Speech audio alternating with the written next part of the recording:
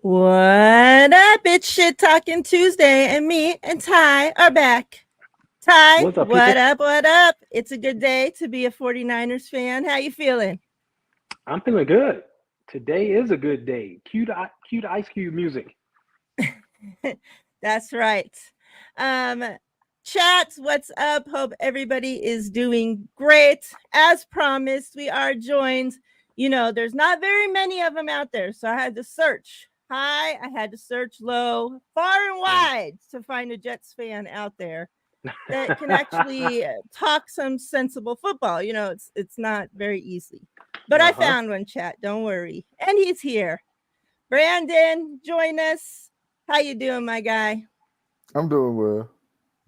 Appreciate you Brandon. joining us. Appreciate you being here.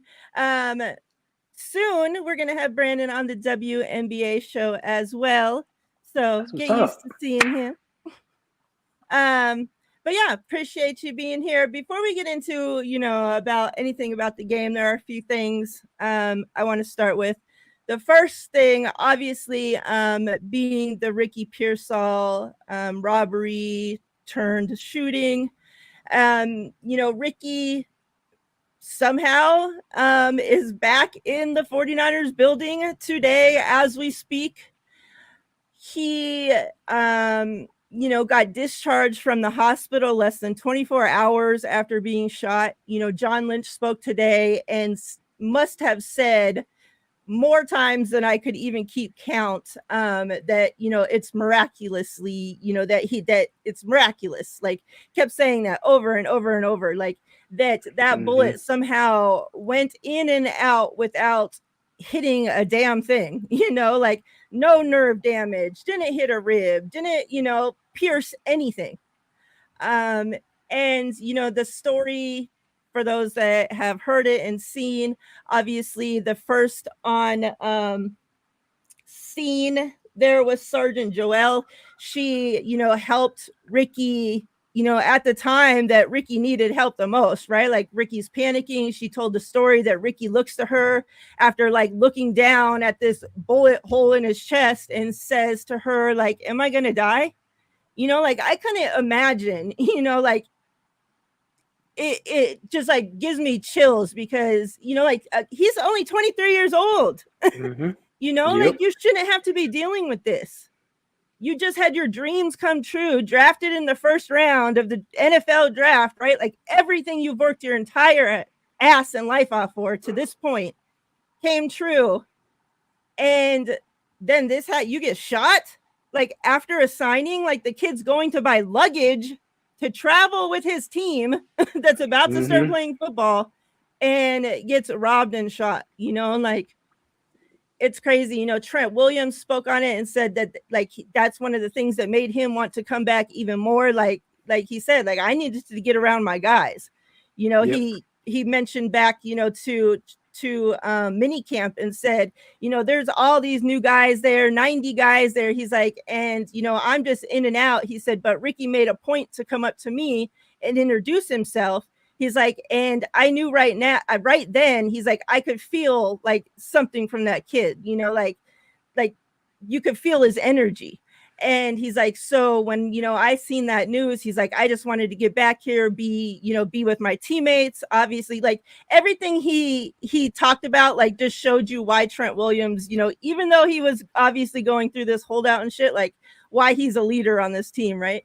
And then obviously John Lynch spoke about it. I'm sure it seems like they're going to be doing something special for, Joelle, for the police department, for those involved in helping with Ricky on Monday night during this game. He said, stay tuned and, pretty much keep an eye out for it. That something, will be happening. So kind of give me your guys' thoughts. Obviously, you too, Brandon, like as the 49ers, obviously you're not a fan of the 49ers, but just, being a football fan, a fan from the outside, like kind of how you felt when all this news is going down and coming out, about an NFL player, being shot. It kind of it reminded me of the DeMar Hamlin situation, where it was like right then and there, I'm like, I was watching. I pretty much like the whole world was watching. Like it was just like a simple tackle. So I'm like, okay, he gets tackled, and I'm like, then I keep hearing, oh, he's not moving. Then I'm like, what do you mean he's not moving? Then it's like I see like all the camera and stuff. It's like, man, this guy's not moving. And then so they kept going back to the studio, and they was like, yo, they said he's not for real, like moving. Like they had to use CPR. Now I'm thinking like, oh, this is some serious stuff. Like, and it was talking about like, oh, he was unresponsive and all that stuff. So I'm like, yo, he was gone. And then thankfully, like they did multiple CPRs, and then for like 4 or 5 minutes, they literally basically was saying he was gone. So when he, became responsive again, I like I guess the minute when they say he went unresponsive, that's when I just forgot about the game in general. I'm like, man, I don't even care about the game anymore. I just want to see if this kid is gonna even make it. So when he did make it, it was like, ooh, like, this kid's gonna be special. Same thing with Ricky Pearsall. So like when I hear that, I'm like, and seeing how the bullet barely didn't even hit an organ, I'm thinking like, man, like you got another chance at life. Like, cause like, and then what's sad about it is like the reasoning behind it made it more angry of it all Yeah. because it's like it was over a watch, basically. So I'm like, I didn't know like I mean, I knew he got shot, but and I knew it was a robbery, but I didn't know what it was, and then try to put two and two together. I'm like, it's still kind of crazy because it's like, here's a 22, 23-year old just got drafted, probably took care of everything in college, and trying to provide for his family, trying to do the right things, and some person out there wants to ruin it. And then you look at other sports leagues. We just had a hockey player lost his life in a in a bike crash.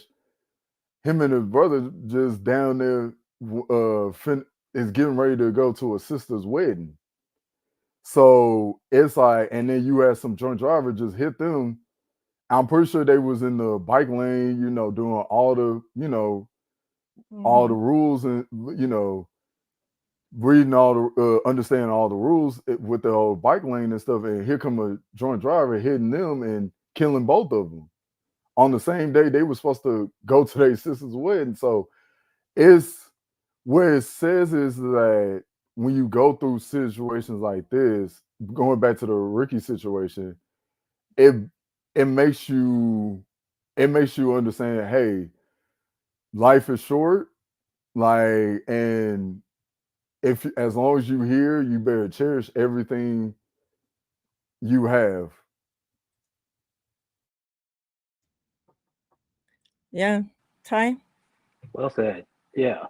I don't want to harp on it too much because it's really a sad situation. Like, one, it was senseless. We all know, we've heard about it, and a few inches either way, he might not be with us right now. Mhm. Like, just gone at a young age. It's terrible. Um, don't want to think about it because yeah. So I'm just happy that he's well.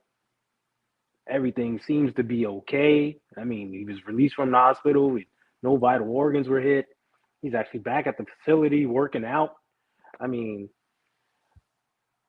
in my mind, even if he doesn't play a down of football ever again, I just want him to live a long and healthy life. Just live, man. Be with your family. No parent should ever have to bury their kid, and thank goodness he's still around. That's all I want to say. Yeah. John Lynch said that obviously, they put him on the NFI list, giving him some Hmm. time. to get back. And John Lynch said he's confident that Ricky will play again, that he'll play this season. And it's sad because like I keep going back to him saying that Ricky like told him like I'm not injury prone. Like I hate that you're going through all this, like literally just got shot, like almost lost your life. And the first thing, like not the first thing, but you know what I'm saying? Like still in the hospital that same day that you get shot, you're telling your general manager, like, hey, I'm not injury prone. Like that's the thoughts that are coming to this kid's head. Like, I hate that. I hate that. And it's like you had people already out there saying he was injury prone, like before he even gets shot. And then he gets shot, and it's like that's not under his control. Like, what's that have to do with being injury prone or not? And it's just like that kid played all 5 years of college without missing a single game. Like I doubt he's the one that we should be talking about being injury prone, right? Like, yeah, he's had some bad luck. This shoulder thing, hopefully it gets fixed. But definitely this shooting like has nothing to do with being injury prone or not. And I really hate that that's something that, he's there talking to John Lynch about in the hospital. I love though, because a lot came out about, oh, Kyle's a bad leader because, they had the team party that same night. Obviously that Ricky got shot, something that's been scheduled, right? Like, they don't know somebody's going to get shot that day. They're supposed to cancel everything for the team. So John Lynch spoke on that and said, that when he got to the hospital that Ricky was like, no, like, I don't want him to cancel the party. But said that he wanted to speak with his teammates. And so they FaceTimed him into the party and he was able to talk, to Kyle, to the teammates that were there. So like, I really like that. And I'm glad that obviously, it's gotten around that's something that's, got out there. So I'm glad that John Lynch touched on that and, like put that shit to sleep because that was ridiculous. So the next thing, obviously, Trent Williams back in the building. Obviously last week the news with BA getting paid, and so the only thing left for Faithful to worry about was we need our left tackle. Like we literally can't roll into Jets week and have no left tackle. Like what the hell are we gonna do? And we don't have to worry because the big Silverback back in the building, paid like he should be, put added. They said they just reworked the 3-year deal. His plan, he says, is still to play till 40 years old. And yeah, he spoke on it and pretty much said, like normally you have quarterbacks playing till they're old. We're going to talk about an old quarterback in a minute. But you have quarterbacks playing till they're old. You don't normally have, left tackles playing till they're 40 years old and still playing great football, right? Like normally they decline, they're hurt, they're busted up, their knees can't bend anymore. So he says that's something like that puts, wood to the fire that he wants to prove all that shit, wrong. Like he wants to be able to play till he's 40. The training camp narrative that he was, part of the holdout reason was because he didn't want to be there for training camp. He put that shit to sleep and said that that's not the reason. And that he was upset that he had to miss out on certain training camp activities, on, the party, that dinner that, the rich ass Faithful go to over there, like different events that the players do in the off season. Obviously he wasn't there for that because he was holding out. So he said he missed that. He missed being around his guys. So if it's up to him, he's going to be there for training camp, so, but I mean, he's paid. How you feeling? Obviously you, Ty, and then we'll get Brandon. I feel great. It's that. I don't know. To me, it's like he got paid the exact same amount of money he would have been paid anyway. Like it's just they reworked it so they gave him the money early. Great, he's here. Like, okay, let's go. You picked up a paycheck. Let's get to work. That's the way I feel. Like here we go. So I'm cool with it. He's here. Let's happy. Let's bring on week 1. Court's already in here, bossing you around, Brandon. What's up, Glasses Court? on. Yeah, What's up that's with that? that's what I That's said. your Take people. off your glasses. The whole Trent Williams situation, I think was more of. I think usually when players want a deal, they will want it's what I like to call financial security. Yeah. They just want to feel like a commitment is like towards them, like, okay, you're telling me to be committed to the team, but I need y'all to be committed to me as well. So with Ayuk and Trent, it was kind of like a commitment thing. Like, okay, you're asking us to be committed to the team, and we've shown that already. Now, we want y'all to be committed to us and giving us the money and stuff. So a lot, yeah, like I think usually anytime when contracts come up, I'm pro player because like I'm always pro player because of the owners and GMs. I'm thinking, okay, and it's always interesting when I see fans are like, oh well, the players should always take less. They want to win, and it's like, yeah, but like this ain't the NBA. This ain't soccer or any other league where stuff are just guaranteed. And even though I'm injured, money is still coming in. Like this is probably the only sport out there that is not have guaranteed contracts. So like one wrong hit, that's it. And even when I'm coming off an injury, they be like, "Oh well, we would have paid you, but you got hurt, so I don't know if we paid you anymore." So it's like that, and that's one of my biggest problems with owners, especially in the NFL. That part. And when's the last time you seen a GM or owner taking less money? Not Like never. I'm looking at the NFL. Yeah, I'm looking at the NFL. You just signed. You making all types of TV deals and all this stuff. I'm like, okay, y'all a $1 billion corporation and y'all making all these TV deals. Where's the players cut? The players like we should get an increased cut as well. If y'all getting y'all cut, so like it's a yin yang type of situation when it comes to contract negotiations. Yeah. The one thing with Trent, we don't know. He wasn't asking for a raise. We know that. He just wanted the guaranteed money. He just wanted it to be guaranteed. Because, like you said, one hit and you could be gone. Like, yo, like I'm at the end of my career. I want to be set up. I'm already paid. Like, but if I can be set up for the future and not have to worry about things, then I'm good. I'm Gucci. So hey, just give me some guaranteed money so I know I'm straight and I'll be here. And that's what he wanted. I know people was like he wanted to raise and all this other stuff. The numbers bear that that's not true. It's the same money. It's just paid up front now. So he's happy. Like you said, he'll be here for the next 3 years. We're straight. And I wish him well. There's only been a handful of linemen that have played until their 40s.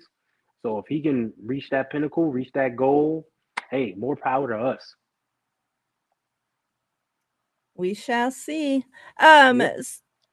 Brendan, kind of take us back before we get into this game. I kind of want to go back to last season. Obviously, there was a lot of hype around the Jets. You guys getting Aaron Rodgers, Hard Knocks, all this, right? A big season. And then we know what happens, right? A few plays into week one, Aaron Rodgers goes down. Kind of like, where were you? Like, were you prior to Aaron Rodgers going down? Like, where were you as a Jets fan? Were you thinking, okay, we got A-Rod, like we stacked this team, we're going all the way? Were you okay, well, we're C, type of thing? Kind of tell me where you were as a fan at that point, right? And then kind of what happened when Aaron Rodgers went down? Were you like, our season's shit? Like, you finally went from bum quarterback to bum quarterback to bum quarterback. Like, you guys got Aaron Rodgers, one of the best quarterbacks to ever freaking play in the league, right? And than to have it come all freaking crashing down. Like us as 49ers fans, like we've been in that spot. So kind of talk to me about, like how you feeling? How were you feeling then? And kind of like, how are you feeling now as this season starts?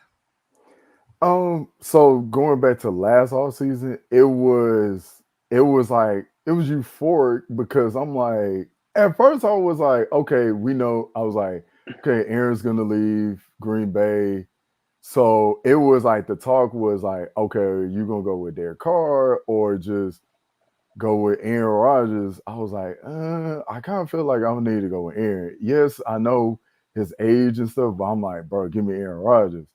So like, and I would notice like on social media how like Brees Hall and Sauce Gardner was just trying so hard to recruit Aaron to the Jets. He was like, so that made me think like, oh, they want Aaron. And when they got Aaron, the whole culture of that team just changed because the amount of joy you see in Brees Hall's eyes and Sauce Gardner's eyes, they just like jump for joy because, and especially Garrett Wilson, they was like, wow, we got Aaron. So like you will see on Hard Knocks how how each one of the young guys and I guess the stars of the team, Quinn Williams will also walk up to him and like introduce themselves and like it was just like a whole new energy walking into the door and was like they were like geeked up playing with Aaron. So like the first night, then it's like, okay, Aaron comes out with the American flag. It's like you feel like patriotic and euphoria. And then it's like when he went down, it was like how like this is like it was like the worst way to go down. Cause like I get it. If he went down like half into the season, it wouldn't have hurt as much. But it's the fact that like he was 4 plays in and it got Yep. hurt. So I was just like, like, and it was like it wasn't a Super Bowl hopes. It was like, man, like I know for a fact if he never gets hurt, we're in the playoffs. And who knows what have happened with Aaron in the playoffs with this team. So like that's how I kind of feel about this team this season, where it's like, okay, Aaron's back healthy and whole, O line is better, and then the receiver core is better. Like, so it's just like, okay, a better quarterback room is cool, not just with Aaron, but Tyrod and of course Jordan Travis. So it's a better quarterback room. So overall, it's like, okay, get in the playoffs and let's see what they can do. Like that's my expectation was last year, and it's the same expectation this year. So are you not planning, because he didn't play in the preseason, right? No. No, he did not. So this action against the 49ers, who, have top 2 defense in the league, and it ain't 2. So are there any worries that now you have Aaron Rodgers coming back, from this injury? He hasn't played any game time whatsoever, and now is going to be facing a stout 49ers defense. Like, how confident are you with, Aaron Rodgers specifically? One thing I've learned, the crazy thing about Aaron, one thing I've learned about Aaron is that this is what Aaron wants to hear, if that makes sense. The doubters say, oh, like you're old, you're coming off of Achilles. There's no way an athlete comes off of this and still performs at the same level. Like, it's like Aaron has always had a chip on his shoulder. Like, and it's like, I think it's kind of weird. And like, it's almost like Aaron needs something like this to get him going. Because the thing about Aaron is like, Aaron, when Aaron gets a lot of compliments, it's like it comes boring to him. It's when you doubt him, it's like, okay, now I got something to play for. So I think like Aaron has something to play for. It's like, okay, they say I'm old, they say I'm coming up, I can't have success off of Achilles here. So it's like that's the thing about Aaron, is just like he finds ways great players find ways to use stuff as motivation, no matter how old they are or what type of injury they coming off of. They got to find something like unique to like use as motivation. Like, yes, although like 49ers is a style of defense, there are some holes in this like in the secondary per se because for as like I don't know about Hufunga and the corners on the back end, like that's probably the only I would say that would, and then obviously Dre Greenlaw is missing sometimes. So there's some areas on the defense that Aaron could like pick apart I hope because he does. I hope he tries. yeah, this is like a different offensive line. So that's why I'm saying like it is not really the same offensive line like it was last year. That's why I said like it's more like if he can figure out where the holes are on the 49ers defense is, he should have a good enough game. Ty, what you think about holes in the secondary, the corners? How you feeling about that? Fuck around, find out. Corners. Whoo, we got some dogs back there. The corners. The only spot which you mentioned is the free safety spot. Well, I should say the other safety spot. Huff won't be back. I can't see him playing. Like, come on, let's be real. Um, so who are they going to start back there? And it's going to be someone that hasn't had a lot of playing time, whether it's George Odom or the rookie Malik Mustafa, right? One of those guys are going to be what you would say would be the target to try to pick on them just because of the inexperience. But the way the team plays defense, I don't think that'll be a detriment. Um, the to me, this game comes down to the battle of the trenches. So it's our front seven versus their O line, and our O line versus their front seven. That's the strength. So which one is going to win that matchup? Brandon, I want to get your opinion. Like I know some pieces have changed on the O line from last year. Is it still spotty to you? How do you think it's going to hold up? Give me your opinion on that. I think it's I guess like it's better because of who we added. Yes, like there are obviously the Tyron Smith edition was huge. Mm-hmm. And like, yes, although he's huge, he is getting older. So the concern is like, okay, can he get back to how he was a couple years ago in Dallas? And then, which is why I'm glad the Jets went out and drafted a tackle from Penn State to kind of make sure, like, hey, if one of these tackles go down during the season, we can probably put the rookie out there to Mm-hmm. fill one of those holes. So I'm glad they're like they did go add Moses from Baltimore and like which is key. Like they understand, hey, we got an older quarterback. He's coming off of Achilles here. Let's fix up the O line. I'm glad they did that. And then defense, they was like, hey, let's just continue to grow with this defense. Obviously, you got Sauce Gardner. I know I'm biased saying this, but I still feel like he's one of the best. He's the best corner in the game. Obviously, you got DJ Reed, opposite side. You got your safeties. You got a front seven that's really respectable. That's good enough to rush the passer. Yes, Reddick is in a holdout still, but I still feel like we still got Quentin Williams. He's an All-Pro defensive lineman. I believe he's going to command a lot of double team, and it's going to Hell allow yeah. somebody on the edge to get to Brock Purdy. So like the thing is like if depends on like if it's a clean pocket, I feel like 49ers is going to win this game. But if it's not, I wouldn't be surprised if the Jets can knock them off. So it really comes down to like which quarterback really has the cleaner pocket to win this game.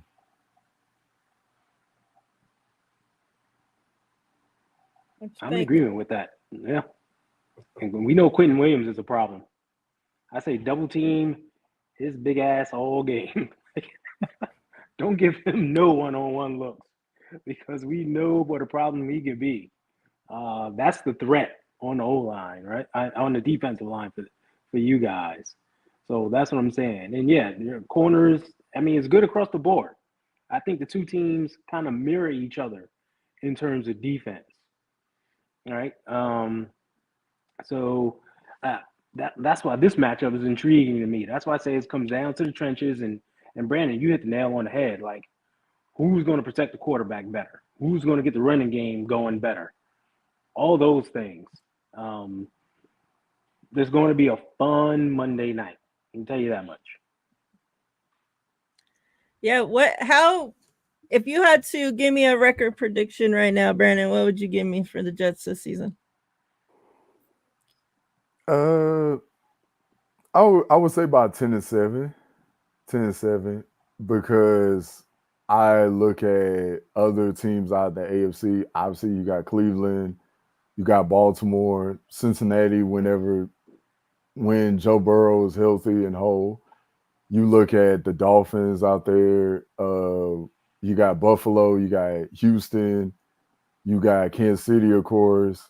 So you got all of these teams like vying for 7 spots. So it comes down to like schedule, obviously nutrition, who stays the healthiest, and like getting off to a better start. Like that's always key. But really, at the end of the day, it matters. Like, okay, how fast does this team come together, and health, like nutrition wise, can we stay healthy enough to where like we can win some big games? Like that'll be the ultimate factor. Lucky for you, Kenny, he's not. Uh, I don't think Mets, right? Are you? You're No, not a no, Mets fan, and not a Nets fan.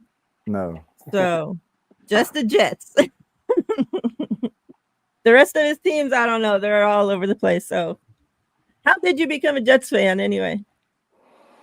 Like, why Um, did you pick one of the shittiest teams to be a fan of?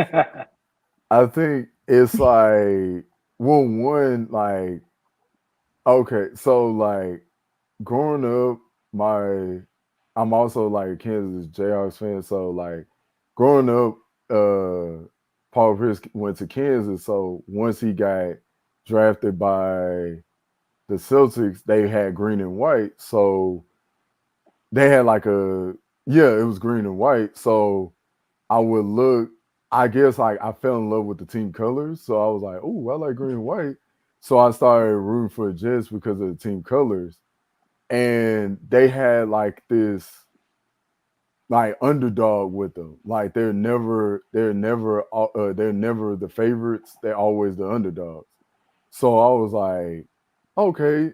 Like then I started noticing all the people that I started to root for had an underdog like stories where it was whether it was like Paul Pierce or Steph Curry or even the Jets, where it's like it was a pattern going on where it's like, oh, I'm always cheering for the underdogs.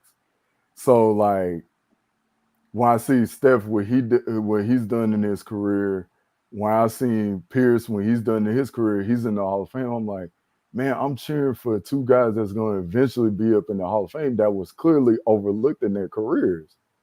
So when I look at the Jets, I was like, well, the Jets, like they always fall, background to the Giants. So I always kind of joke where it's like, hey, as long as we do a better season than the Giants, I'm okay. So Yeah. like, and I know Giants fans out there, they talk about it just a lot, saying, oh, they're the little brothers, but it's like, but if you were to, if for some Giants fans out there, they would love to have, if you were able to switch rosters for a day, they would love to have our Oh, heck roster yeah. compared Heck yeah. to theirs. So it's always fun going back and forth with a Giants fan. So it's like, obviously, like, you know, seeing the Patriots run for like 2 decades was nauseating. So like seeing the Patriots at the bottom, not really, like I don't really feel sorry for them. It Nope, was you kind of shouldn't. like it was like well, I mean, finally, like it was not only a win for Jets fans, it's also a win for football fans in general. Exactly. So it's just like, I think with um now there's optimism for the first time. Like there's not this, like, it's like Jets, Lions, and Browns all kind of mirror each other in the fact that their fan bases have, wanted to, like, oh, we're like, someday we're gonna be back on top, or someday we're gonna get back to a level where everybody can respect us. So I think like the Jets are working their way up. Now the Browns and Lions are there now. It's just, can the Jets get, like, the Jets are like, can the Jets work themselves back to that spot? Yeah, Kenny, he's the chat. Well, Jokester. Uh-huh. yeah. He says Jets share a stadium with the Giants. They get early picks. They have every opportunity to do well, but never do. I figured they were a money laundering scheme like Vegas. They were good during Brady. He's retarded. Oh, Kenny. I don't know why you had to throw shots at Vegas in there, but We see how he did that? you know. You know? Hashtag paid to get into the giveaway. Since Trent Williams got paid, I figured we'd do a little giveaway today. Celebrate. We'll give away this Debo Thrillers and Brock Purdy hype. So get in there. Hashtag paid. Get in there. Yeah, I see that, Kenny. I see that.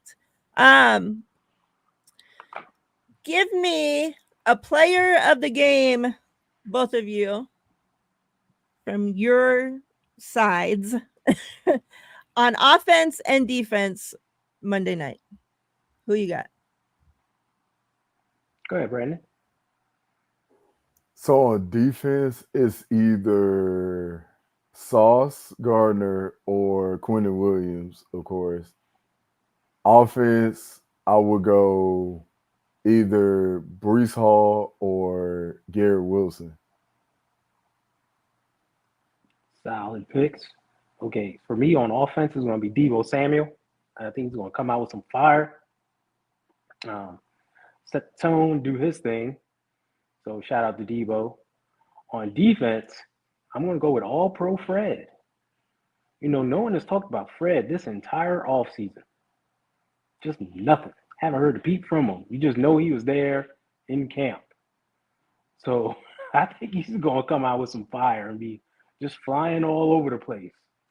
So those are my two picks.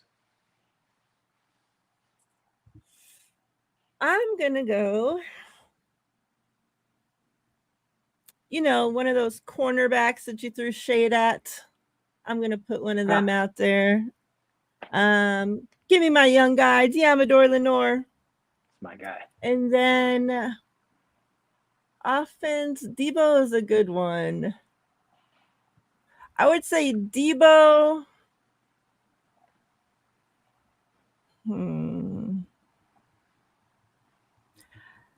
I want to say this is hard because you never know how Kyle's going to use the running backs.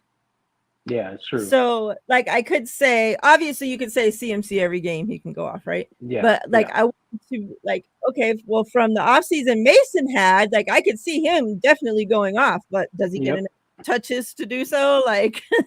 How's their workload going to be? So, Debo would definitely be the safe answer because like he's been the one killing it all off season. But screw the Jets. They're all gonna fucking go off. How about that? Rob says Kittle, tight ends be scoring on the Jets. Is that true, Brandon? Y'all can't stop the tight ends.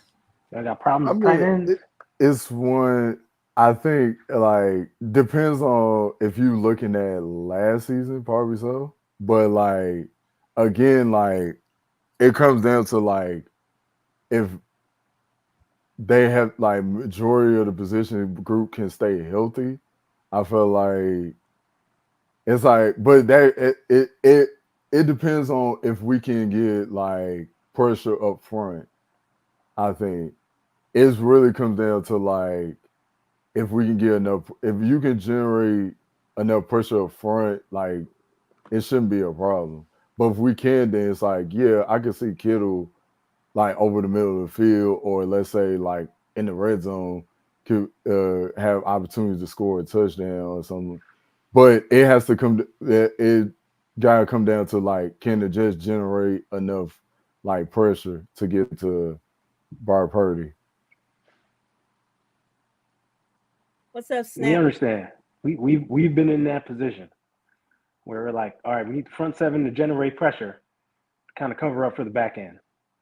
So we understand where you're coming from there. You got any questions for him, Ty? Questions, comments, concerns? Yeah, I just wanted to be like, how do you think, Aaron, we touched on this earlier, Aaron hasn't been there, but how do you think he's going to gel with the receivers? Because he literally has basically no playing time with them. They've been smoking weed together. They're good. A team that puffs together, I think That's my it's kind of like, I think the thing about them is like, it's kind of like the Roger injury was kind of like a blessing in disguise a little bit, because it was like maybe like Aaron is like, okay, I can't, I have to understand, okay, this is a younger group, so I have to like embrace them a little bit more. Like, okay, this is a younger bunch. I'm dealing with younger stars, so I have to be a better leader.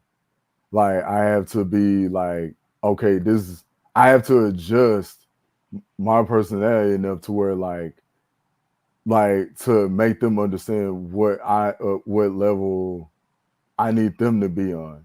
So it's like, obviously it's gonna come down to like communication and stuff like that, like understanding where you need to be on a certain route and timing of the throws, because that's what made him and Jordy was really good in Green Bay. Like understanding, hey, I need you to be like, if it's a fade route, I need you to do this. Go all run it the entire, like don't stop the route mid stride.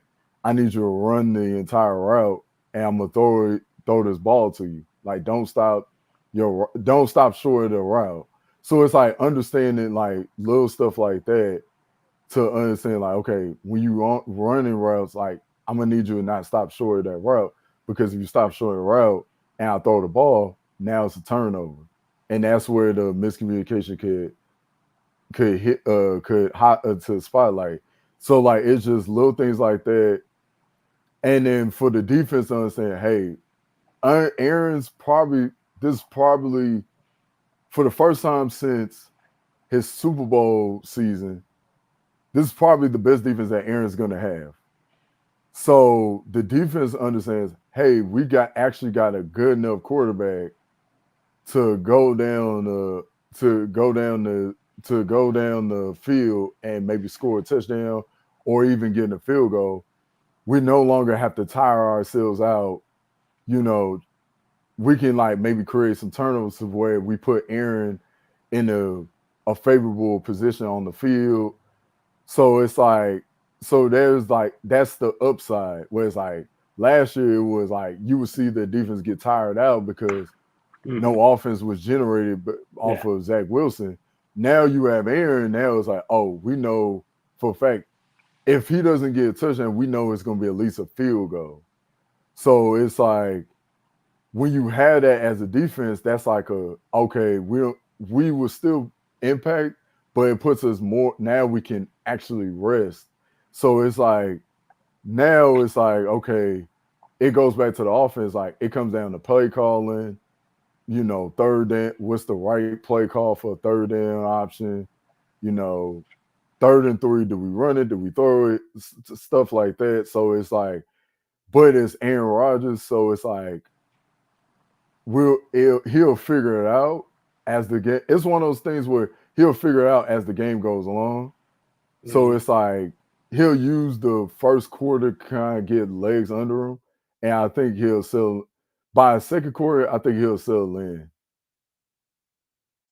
Alberto asks a good question here, and then I want to get your thoughts on Salah before we get out of here. But he says, what do you think? How do you think Aaron Rodgers feels? Because now, the guy, obviously it wasn't Leonard Floyd's fault, but that is the hit, obviously, that's, who was coming after Aaron, when he got hurt. Now, Aaron, in his first game back to action, just so happens to be going against Leonard Floyd again. Do you think there's any feelings there from Rodgers? No, I think Rodgers probably understand, like, hey, he basically got he basically got injured on a football play. Mm-hmm. It was one of those like, hey, I'm getting out of pocket. I'm trying to evade the pass rusher, and it went a certain way, and things happen. So I think Aaron probably understands, hey, I got hurt on the football play. Like it wasn't nothing intentional or like anything like that. I think it's just like it's one of those mutual respects. Like, okay, yeah. Like I understand he's gonna be out there along with others like a Nick Bosa and a Malik Collins, Fred Warner and stuff. So I think he understands like blitz pickups and blitz packages. So that's where you can maybe bring in a running back to chip somebody or extra tight end or fullback even. So like they'll come up with unique packages to try to like chip a defensive player to make sure that Aaron stays upright in the pocket. Yeah. I saw an interview clip that got put out today, and it was of Leonard Floyd talking about how he got so much hate mail like on social media and stuff after Aaron Rodgers' injury, like all these people in his DMs telling him to go die and they hope his family dies and like all this bad shit happens to him. And it was like he didn't, like he's like, I didn't purposely try to hurt Aaron. He's like, that's one of my favorite quarterbacks in the league. Like, why would I, try to set out to hurt somebody like that? Like that was like basically, the same thing. That was a football play. Like you hate to see anybody get injured, but like I would never purposely hurt anybody. And it's just like people are like disgusting to be wishing these people things like that in their DMs because another player gets hurt. Yeah, people are idiots. And Leonard Floyd did not hurt him. The turf did. Exactly. That's the point blank. And if you know anything about the turf at MetLife Stadium, it has taken players down simply running by themselves with no one around. So stop with the whole Leonard Floyd and Aaron's going to fear him. No. Aaron probably has a fear of the MetLife turf, which a lot of us do. I live in the New York area. I fear the MetLife turf. I don't want to drive through the parking lot because I might tear an ACL or an Achilles or something. That's how scary it is. So Aaron won't be in the game looking for Leonard Floyd. He will be in the game looking to see where Nick Bosa is because he's done that in the past. What up, John? He's like, I'm not even driving 50 miles near that freaking place. So Salah, he obviously, came from the 49ers. a lot of faithful, he was a fan favorite. We really liked having that guy around. Obviously, as a head coach, things haven't gone like as you want them to, right? But how do you fans, like Jets fans, feel, about Robert Saleh? Obviously, not living up to expectations, I'm sure. Uh, about Salah, I think it's like it's deemed unfair sometimes because I get it. Like that's the thing. It comes down to like health. Like if the team is remotely healthy and it's the same result, then you move off of them. But like I don't think you would move off of them like if they make the playoffs or anything like that. I think it's just like we tend to we look at like the talent and we're like, oh, if you win it, like you must like do this. And it's like you still have to like players still have to buy into what you're selling. Like we always tend to look at the roster and it's like, oh, well, with this roster, you should be doing. It's like, yeah, that's easy for you to say. You're not on the sidelines trying to overlook a 53 man roster, trying to figure out, okay, what should I go for? Should this happens and all of this? So it's like plan A, plan B, plan all the different backup plans to go through should certain stuff happen. So it's not just offense you're looking at. You got to look at defense, special teams, backups, all of that stuff, making sure how can I get 53 players to sacrifice for one another and buy in to win the ultimate goal, which is the Super Bowl. Yeah, I think he's not on a short leash either. He didn't. They just didn't have a quarterback. One. Then when they got a quarterback, he went away. They still didn't have a quarterback. So we 49er fans know how it is when you don't have a quarterback. We've lived Mhm. through it. It's rough. And I'm telling you, the teams kind of mirror each other the way it's going. Like we had a defense that was top three, but an offense that was just offensive. Like they couldn't move the ball, and the defense stayed on the field too long, and would get gassed. We've been there. I wouldn't have him on a short leash. He is a good coach. We see he made his mark on the defense. That's his forte. They have Aaron. Aaron brought in his guy to be offensive coordinator. They installed their offense. I think you got to give that time to see if it works. You know, at least 2, 3 seasons. Plus, with these young receivers, well, one young star receiver, some other guys, like they could be something. But you got to give it time. I don't think it's going to be an overnight success. Yeah, I forgot about this too. But like, do you think he shows up, or like, what are you guys expecting? Like, is he just gonna hold out for freaking the entire season? Like, what's his deal?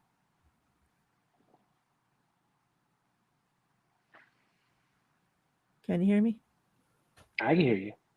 Uh, I don't think he's playing week For his one if he like hasn't been there at this point. the Reddick thing, honestly, I It's don't weird. know. Like that, yeah, it's kind of weird. I say he misses this game. I think eventually he'll get paid. I think they just it's kind of like a Chris Jones situation where it's mhm. like, okay, how valuable is he? How does it look? How did it like? Yeah, obviously, have if Reddick, you know, plays this year, I would be a little surprised. But if he doesn't, I wouldn't be surprised. So it's one of those situations where like it doesn't really hurt the defense. Yet, like, do I want Reddick out there? Absolutely. It transforms like a defense and stuff. But it's like if he misses a game, it's like it's not like a drop off because we have good enough linebackers out there that's that might not be big names, but they can like help and step up.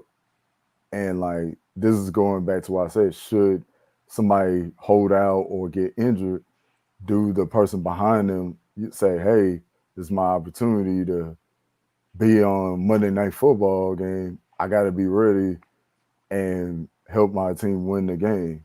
And that person might back up, by the person that backs him up might, mess around, have a game of his life, and be in the lineup for the rest of the season. So like the red thing, I like why I want him out there. Absolutely, he's like obviously Pro Bowl edge rusher, like, but like it wouldn't surprise me if he misses Monday's game though.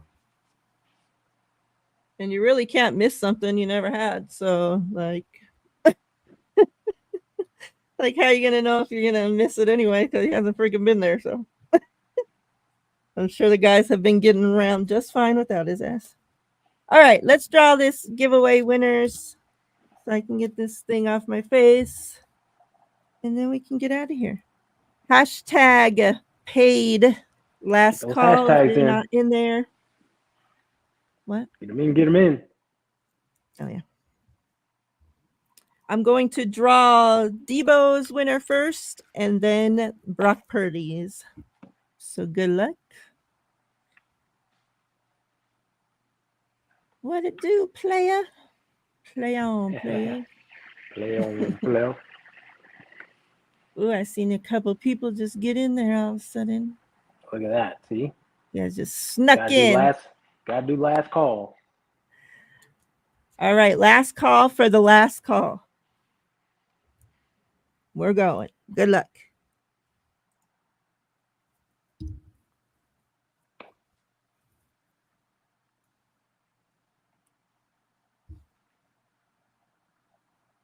Don gets Debo. Congrats, Dawn. All right. And for Big Brock Purdy, good luck. Big Brock Purdy gonna get paid next season. We'll be going through this shit all over again. Steve-O. Yep. Congrats, Evo. Congrats. Congrats, Don. Congrats, Steve-O. All right. Any last thoughts from either of you guys before we get out of here? Just looking forward to the game. Looking forward to some real regular season action. So on prime time, don't have to fight finding a stream or any of that crap. So it's going to be good stuff. Same here. Yeah. Chat. Appreciate you guys. As always, I'll be back Thursday with Steph for the Two Goat Show. Thursday at 3. Y'all know the deal. And then I don't know, probably sometime this weekend with TL. We'll see. But make sure you're subscribed to my channel, to Ty's channel. The link to his channel is in the description box of this video. So make sure you click it, go subscribe to him.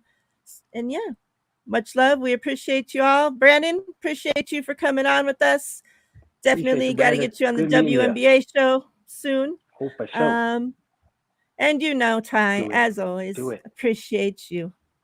Indeed. All right, Jerry, no, you're late. You just got here. And now we're leaving. Damn it, Jerry. All right. I hope y'all have a great rest of your Tuesdays. Y'all, please stay safe out there. Much love, fam. We're out. Peace.